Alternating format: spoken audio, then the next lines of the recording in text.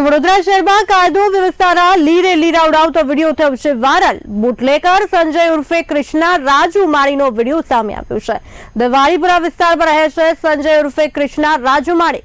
બુટલેકરે જાહેર રોડ પર બે કારના બોનેટ પર 11 કેક કાપી છે। સાગરીતો સાથે જાહેર રોડ પર બિયરની પાર્ટી પણ કરી છે।